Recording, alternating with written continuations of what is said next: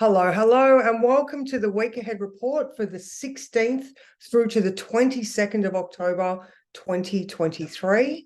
I will just start straight away, share my screen.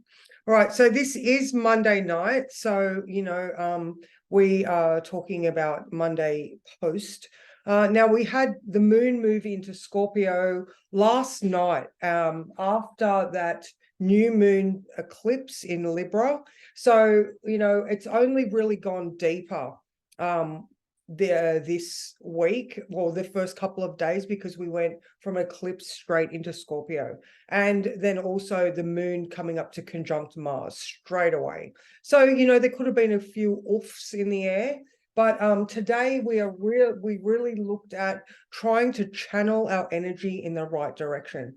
And now that we have Mars in Scorpio, we really need to utilize that Mars energy in a way that is not detrimental to us. All right. Now, I mean, the sun in Libra, Mercury in Libra, and the South Node, and plus like the eclipses being in Libra and Aries now, Aries being ruled by Mars. We are really looking at relationships and finances. We're coming up later on in the week to a superior conjunction of Mercury and the Sun. So, what we're thinking is really obvious to us. And as an internal reflection, like the things that we need to work on are in our faces. This period of in between the eclipses is such a strange period of time that, the eclipses make us work on stuff. So going back to today, we've got so we had Mars sextile Lilith, and we now have Lilith and Venus in Virgo. So we're looking at very practical matters. There's analysis. With that Lilith sextile Mars, there is definitely an energy that says that the words must be said in the simplest of forms. And I'm looking at this because it's relationships. I'm looking at this going, maybe as a female, is there something that needs to be said or spelt out in a very, very practical and simple way to a man? Like, okay, that's as simple as I can put it. There's some sort of an emotional transformation taking place. Moon in Scorpio, we're going to go deep. We're looking into those dark recesses of our soul. So these words need to be spoken. Okay, so that was pretty much for today. So I'll just go forward to Tuesday, and we'll work on Tuesday. All right, so now, Tuesday, we have got the moon is still in Scorpio, all right, and then we're coming up to an opposition to Uranus at 4 p.m., all right, so here we are at 18. So at 4 p.m., we've got the moon opposition Uranus. Now, that's going to cause some tension, all right, but it's just because there's like this electric activity happening. We're feeling the feels, and that Uranus in Taurus retrograde is making us feel uncomfortable. Our senses are heightened. We're just being pushed out of our comfort zone. Taurus is all about comfort and security, and Scorpio is like, no, and we're going to dig deep, and we're going to find the heart of the matter. So now in the words I wrote that there's tension around, and maybe it's just nervous energy because we're very aware of the work that we're doing, all right, and it's bringing stuff up. And just like I said with that Lilith sextile Mars, if you are in a position where you need to speak some simple truth to a masculine energy, like, so I'm not just saying a male, I mean it could be some sort of energy that is quite strategic or, pushy or angry, someone who's got angry words. It's the same type of thing. Some simple truths can be very beneficial at this time. All right. So, and as I was saying, for like all week, we've got the Mercury coming up to conjunct the Sun. So we are very, very aware of what thoughts, like I said, that our internal and external worlds are quite congruent at the moment. We're seeing what needs to be worked on. All right. So now I did write here that you're very aware of what your thoughts are doing. So following through is becoming easier to you. That doesn't mean it's all unicorns and fluffy kittens. Sometimes connecting with raw power and cute vampire bats are exactly what you need to connect with this radical new options on your path. All right. So, I mean, shit's changing. So, and we all know that the hard work is, it's not fluffy, but the rewards that we get from doing the work is just, it's beyond the words. If there was more Saturn involved, I think Saturn's involved later on in the week. That's where we really get the rewards. So, all right, let's move forward until Wednesday. All right, so Wednesday morning at 6:37 a.m., the moon moves into Sag. So yay. So we've had the Monday and Tuesday of the Scorpio moon where we go down deep. On Wednesday, we start coming up the other side and we start to understand with our minds what we've been through. All right, so that's why it's beautiful coming up into Sag after Scorpio. We get some aha moments happening. So now on Wednesday, we have the moon square Saturn at 8 a.m. and then the moon square Venus at 10 p.m. So we wake up and it might just feel very weighty. Now on Wednesday, we also have this sun exactly conjunct the south node. So these, the south nodes are the things that we're releasing. It's, it's the toilet bowl. It's the dragon's tail. It's, at the moment with Saturn in Pisces, it's us looking at the narrative in our subconscious, all right, and we are releasing these old stories. Okay, so the sun conjunct the south node opposing the north node, and the north node being very widely conjunct Chiron. But it's sort of like once we start clearing away the debris of the past, we get to heal and move towards a very much clearer north node path. Our purpose becomes a lot more obvious as well. So now in the words I wrote, is there weight behind the dawning realizations, or is it just the fact that you feel resistance because of the effort necessary to let go of the problem? All right. Now, the key here are the conversations about difficult topics. So we have, not only do we have, the sun and Mercury are conjunct. So Mercury is also square Pluto, conjunct the south node. So again, the south node topics that need releasing are in our mind, and the square to Pluto is bringing up things that are hidden. So we've got all of these truths coming out to give us clarity. Okay, so conversations about difficult topics hold the key to unlocking the potential of this unfolding story. So don't shy away from continuing to speak the truth. Stop with the people pleasing mentality. We're going to have some massive realizations in our thought processes about relationships, money, comfort and security. Comfort and security, and business relationships as well. We could be seeing some incongruence with the people that we work with directly. So, and then even on this Wednesday morning, Jupiter trine that Lilith again. So, it's through our understanding of the bigger picture and the story that we get to, make the realizations that help us speak the truth, that clear the debris, that get rid of all the south node stuff that we're working on. Okay, and also we've got just looking at this too, the Hygeia Hygeia being our mental health and well-being in Aquarius. At this time in the morning, it's in the third house of communication. And so by working on, by adjusting the things that we keep hidden and quiet, we're working on freeing our mental health and well-being and communicating that much more effectively as well. So you can see a big picture.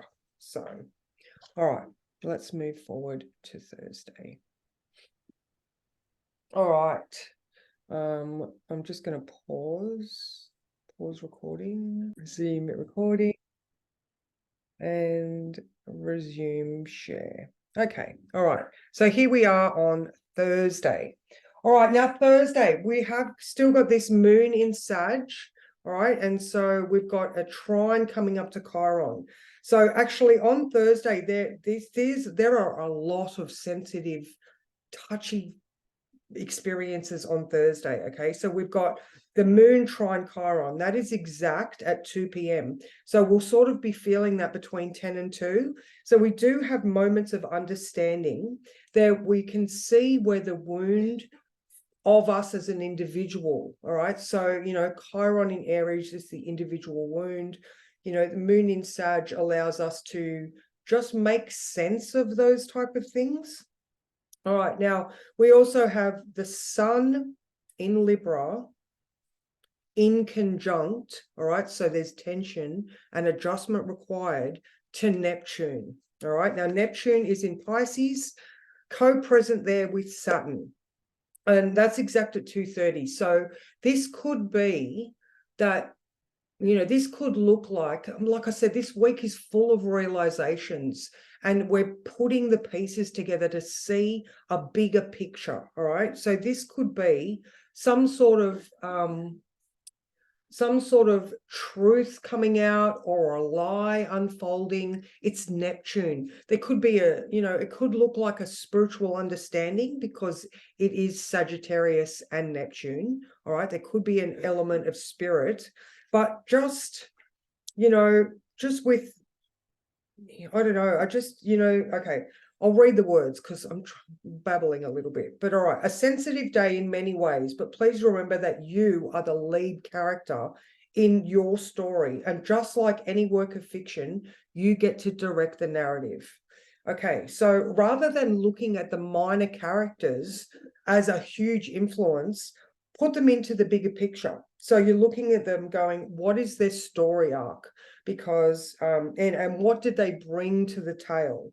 All right, so we're looking to adjust your perspective and not the whole world, because we say this often. You're born alone, you die alone, and then everybody in between is just a character in your story. All right, so at this time of release, and at this time where we're feeling so much, you want to put the perspective back on yourself and how you're doing in the story. All right, so yeah, we're just taking back our power and not giving these other characters as much influence as what we may have been, because one, do they deserve it? There's been a lot of work that we've been doing on pattern recognition and ancestral lineage, repeating our forebears as patterns, because that's just what we were told the way to do it was. So lots of challenges so this was for Thursday. All right, so just heads up for that one. All right, so let's go forward to Friday. All right, so now the moon moves into Capricorn at 12:55 p.m. So just after lunch. Now, okay, so today we have the superior cazimi. All right, so that just means that Mercury comes up and conjuncts the sun. All right, so that is at 4:30 p.m. Now, this is the start of another cycle. So Mercury does the inferior conjunction in the middle of a retrograde, and the superior conjunction when it's meeting the sun on the other side. Oh, sorry, I don't have a diagram. It makes it so much easier to explain with a diagram. But anyway, so this is like the start of a new cycle. Okay, so, if you were looking at this in say a business sense, you would use the superior conjunction to the superior conjunction, because you're like, it's the birth of a new idea.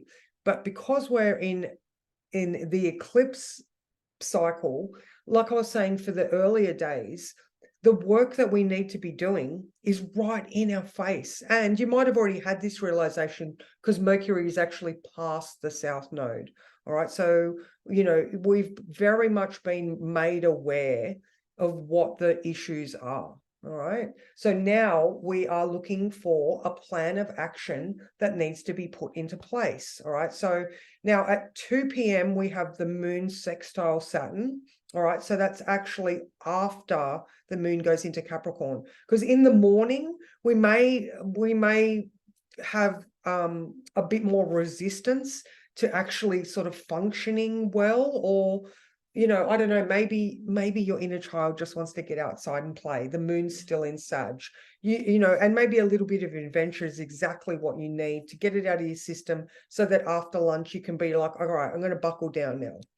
All right, so there was that moon into Capricorn at 12:55 on Friday, followed by the sextile to Saturn at 2 p.m. So, from that 1 p.m. to after maybe 2:30, that's a really good period of time if you want to plan to get something specific done.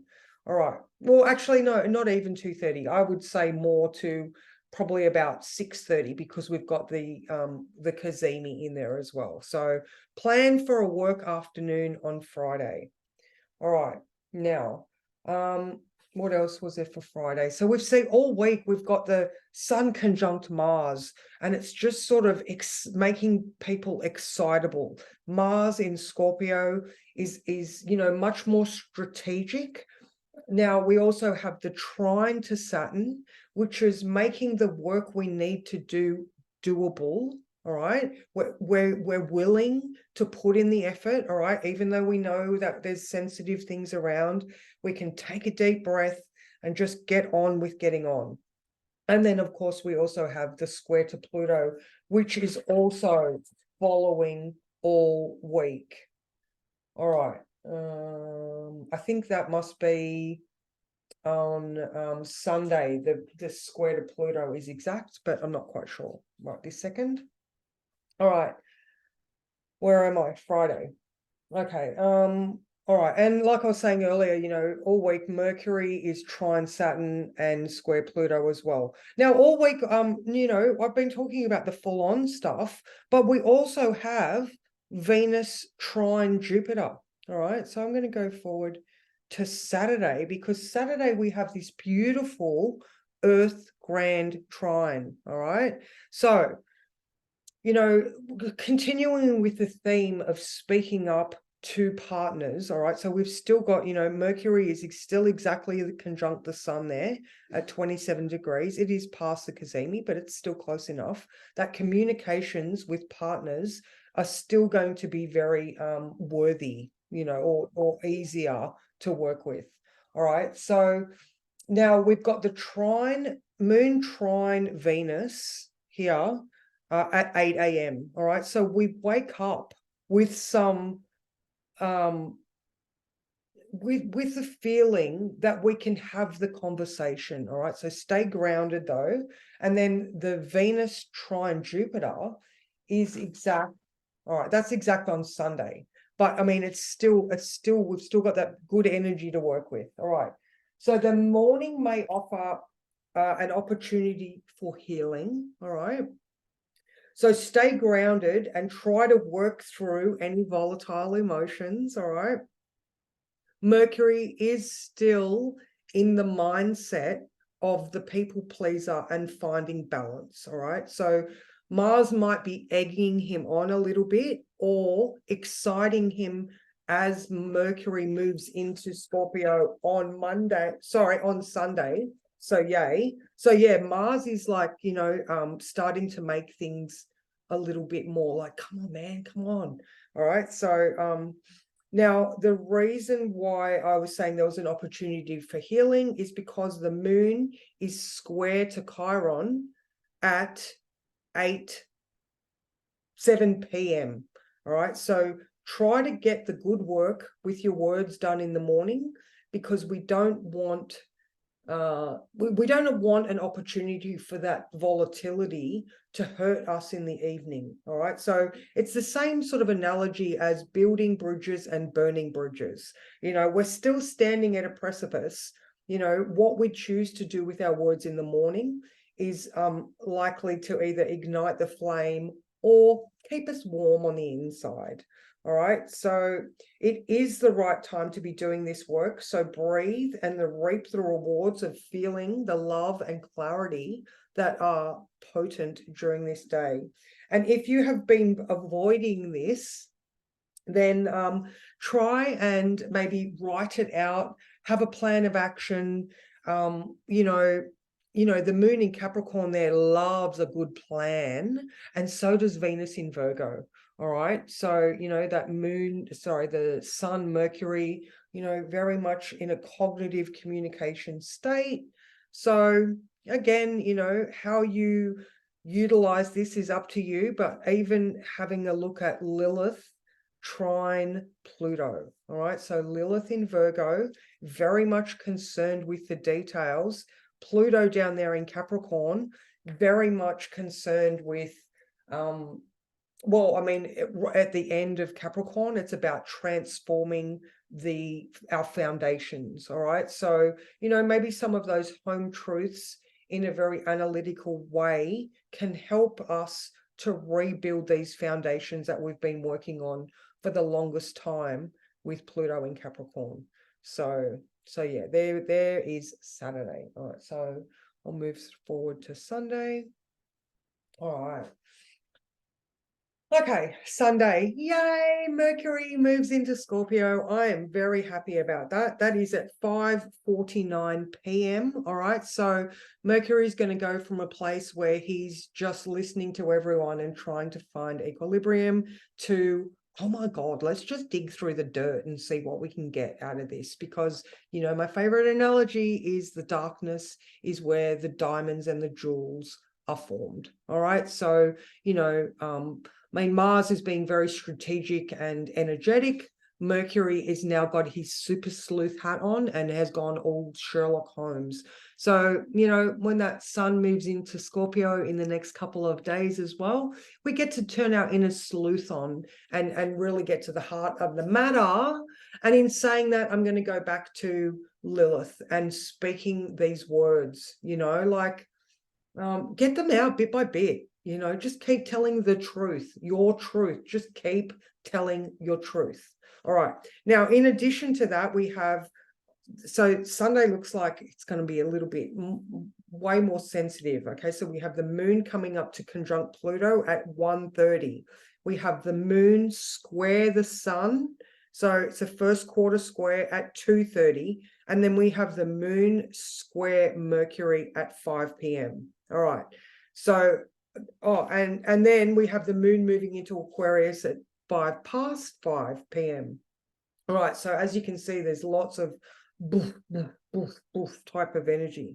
So breaking emotional patterns can be hard work, and it's never easy to express yourself when your feelings are hurt. So stay calm, count to 10 often, and keep trying different ways of being heard.